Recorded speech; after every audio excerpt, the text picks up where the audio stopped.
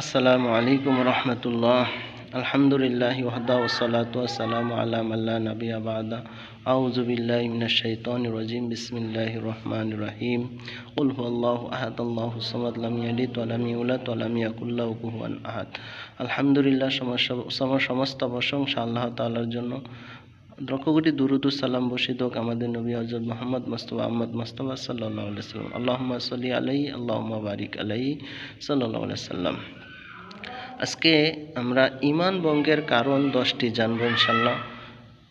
1 নম্বর হলো আশিরকু ফি ইবাদাতিল্লাহ, আল্লাহর ইবাদতে শরীক করা, আল্লাহর সাথে অংশীদার স্থাপন করা। যারা আল্লাহর সাথে অংশীদার স্থাপন করবে তাদের ঈমান ভঙ্গ হয়ে যাবে। আল্লাহ তাআলা বলেন, ইন্নাহু মায়ুশরিকু বিল্লাহি, যারা আল্লাহর সাথে অংশীদার স্থাপন করবে, ফাকাদ হারামাল্লাহু আলাইহিল জান্নাত, তাদের জন্য জান্নাত হারাম হয়ে যাবে। ওয়া মাওয়াহুন নার, তাদের জন্য নির্ধারিত হয়ে যাবে জাহান্নাম। ওয়া মালি যালিমিনা মিন আনসার, তারাই জালেম, তারা আল্লাহর সাহায্যকারী পাবে না। 2 নম্বর, যেই ব্যক্তি আল্লাহ এবং বান্দার মাঝে কাউকে মাধ্যম তৈরি করে, তাদেরকে ডাকে এবং তাদের নিকট শাফায়াত কামনা করে। আল্লাহ ছাড়া আল্লাহকে ডাকলে কোনো মাধ্যম মানা বা মাধ্যম তৈরি করা এটা নিষেধ। সরাসরি আল্লাহ তাআলার কাছে চাইতে হবে, কোনো মাধ্যম সুপারিশকারী কাউকে মানা যাবে না।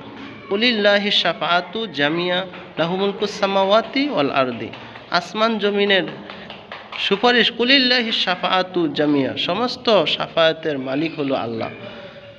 আসমান জমিনের মুলকুস সামাওয়াতি ওয়াল আরদি, আসমান জমিনের মালিক মহান আল্লাহ। এই জন্য আল্লাহর সাথে কোনো ডাকলে কোনো মাধ্যম তৈরি করা যাবে না, তাহলে ঈমান ভঙ্গ হয়ে যাবে। 3 নম্বর, যদি কোনো মুসলিম ব্যক্তি মুশরিকদেরকে কাফির মনে না করে অথবা তাদের কুফরির ব্যাপারে সন্দেহ পোষণ করে এবং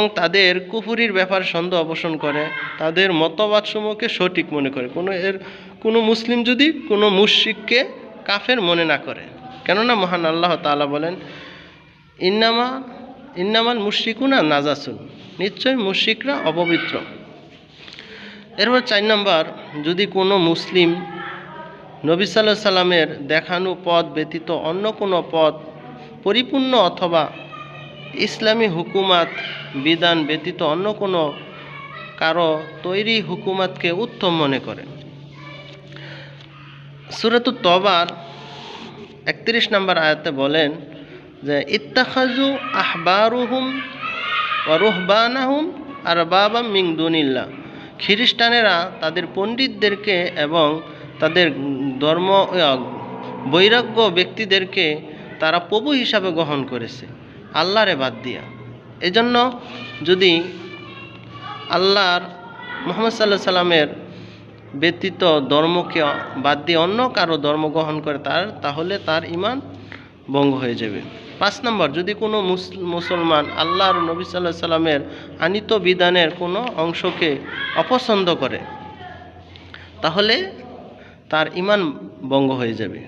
যেমন সূরাতুল মুহাম্মাদের 8 এবং 9 নম্বর আয়াতে আল্লাহ বলেন, ওয়াল্লাযিনা কাফারু ফাতাসান লাহুম ওয়া আদাল্লা আমালাহুম যালিকা বিআন্নাহুম কারিহু মা আনজালাল্লাহু ওয়া আহবাতা আমালাহুম, কেননা রাসূল সাল্লাল্লাহু আলাইহি সাল্লামের যে আল্লাহ তার উপর নাজিল করেছে এই বিধানকে তারা অপছন্দ করে, এই জন্য আল্লাহ তাদের আমলগুলোকে বরবাদ করে দেয়। 6 নম্বর, যদি কোনো মুসলিম মুহাম্মদ সাল্লাল্লাহু আলাইহি সাল্লামের আনিত ধর্মের বিষয়ে অথবা ধর্মীয় সওয়াব বা শাস্তির ব্যাপারে ঠাট্টা বিদ্রূপ করে, সেও কাফির হয়ে যাবে। যদি কেউ ধর্ম বিষয়ে ঠাট্টা বিদ্রূপ করে সে কাফির হয়ে যাবে। মহান আল্লাহ তাআলা বলেন, কুল আবাল্লাহু ওয়া ইয়্যাহু রাসূলুহু কুনতুম তাস্তাহজাউ ইল্লা তা'জারু ক্বাদ কাফারা বা'দা ঈমানাকুম, রাসূল সাল্লাল্লাহু আলাইহি সাল্লামের কোনো বিষয়ে যা নিয়ে আসছে এটা নিয়ে যদি তারা ঠাট্টা বিদ্রূপ করে তাহলে তাদের ঈমান ভঙ্গ হয়ে যাবে। এরপরে 7 নম্বর, যদি কেউ জাদুর মাধ্যমে ভালো কিছু অর্জন মন্দ কিছু বর্জন করতে চায় অথবা স্বামী স্ত্রীর মাঝে সম্পর্ক স্থাপন ও ভাঙ্গন করতে গোপন ও প্রকাশ্য মন্ত্রতন্ত্র করতে চায়, জাদু যদি কেউ করে তাহলে তাদের ঈমান ভেঙে যাবে। কেননা আল্লাহ তাআলা সূরাতুল বাকারার 102 নম্বর আয়াতে বলেন, আয়াতের শেষ অংশে, ওয়ালাকাদ আলামু লিমান ইশতারাকু ওয়া মা লাহু ফিল আখিরাতি মিন খালাক। তারা জানে যে ইশতারাকু মা লাহু ফিল আখিরাতি, তারা যেই বিষয়ে তারা ক্রয় করে আখিরাতে তার কোনো অংশ থাকে না। মানে জাদুর মাধ্যমে যা কিছু করলে আখিরাতে তার কোনো অংশ থাকে না।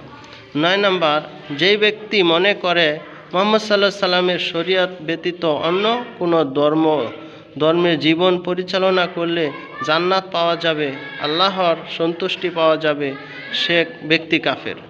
তাহলে আল্লাহ তাআলা যেই ধর্ম নিয়ে আসছে, ইসলাম ধর্ম, এটা হলো পরিপূর্ণ ধর্ম। ইসলাম ছাড়া অন্য ধর্মকে পরিপূর্ণ যদি কেউ মনে করে তাহলে সে কাফের হয়ে যাবে।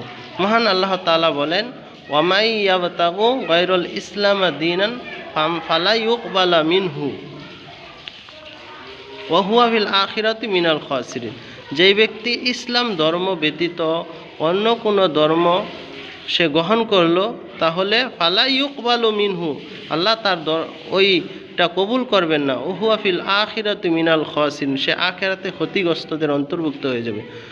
10 নম্বর, যে আল্লাহর মনোনীত দিন ইসলাম থেকে যে মুখ ফিরিয়ে নেয়, যেই ব্যক্তি ইসলাম ধর্ম থেকে মুখ ফিরিয়ে নেয় সে ইসলাম থেকে খারিজ হয়ে যাবে, তার ঈমান ভঙ্গ হয়ে যাবে। সূরাতুস সিজদার 22 নম্বর আয়াতে আল্লাহ বলেন, ওয়ামান আযলাম মিম্মান যুক্কিরু আয়াতি সুম্মা